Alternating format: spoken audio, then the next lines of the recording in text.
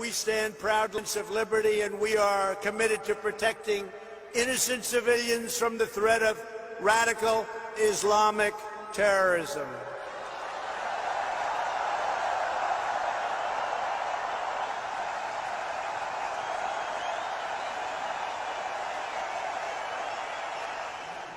Those who always, if any act of criminality, if any act of terrorism, in any act of extremism, if any act of suicide bombing is committed anywhere, they bracket Islam and Muslim Ummah with act of terrorism. And they never bracket the same other religion with act of terrorism. If the same kind of brutality is committed in America, if the same act is committed in anywhere else, I want to get this message. Brutality is brutality. Terrorism is terrorism. And criminality is criminality. Whether committed in the lands of Islam, or committed in UK, or committed in America, or committed in Israel, or committed in any country of the world. There is two kinds of terrorism. Individual terrorism, committed by few groups, committed by few organizations. We disassociate ourselves from their criminal activities. We are not with any Al-Qaeda or Taliban. We are just with Mustafa and Quran. We are not with any Al-Qaeda. We are not with Taliban. We are just with Sirah Mustafa. And we are just with Al-Quran. But on the other side, there are some states also committing acts of terrorism. We condemn individual terrorism also, and we condemn the state terrorism also.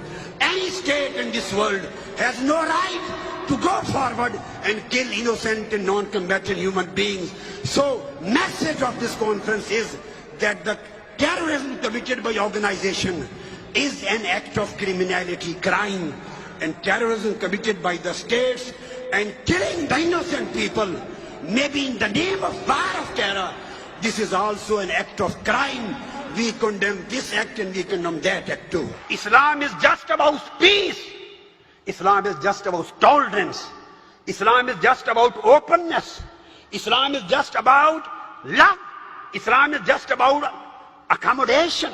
Islam is just about mutual trust. Islam is just about mutual respect. Islam is just about a dialogue, culture of dialogue. Ud'u ila sabili rabbika bil hikmah. Islam has nothing to do with any act of terrorism. It may be in any form, it may be in any kind, may be in any manifestation. We reject every act of extremism and terrorism in its totality, unconditionally and in absoluteness.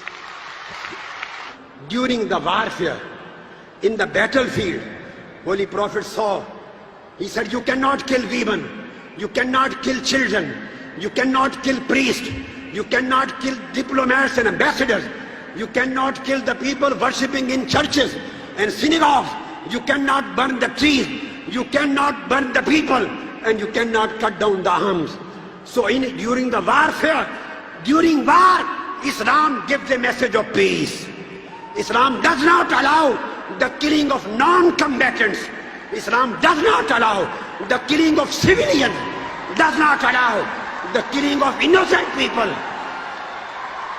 If Islam does not permit you killing of women and children and non-combatant civilians, even in the battlefield and warfare, how does Islam permit you to commit suicide bombings or to commit terrorist acts? So we want to make it clear, Islam has no responsibility. If anybody is committing suicide attacks, he is a criminal. He is not representative of Islam.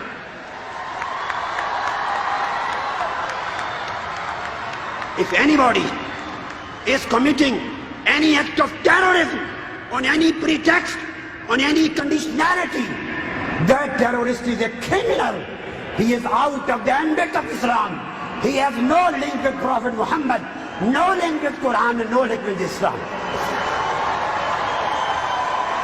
This is approval of rejection of terrorism, approval of rejection of extremism, approval of rejection of hatred, approval of unity of mankind, approval of interfaith harmony.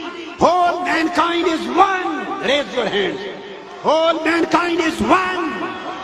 We live with peace. We want to live with love. We want to live with harmony. We want to reject terrorism. We want to reject hatred. We want to live in love, peace, compassion and harmony and mutual respect. MashaAllah. Takbir!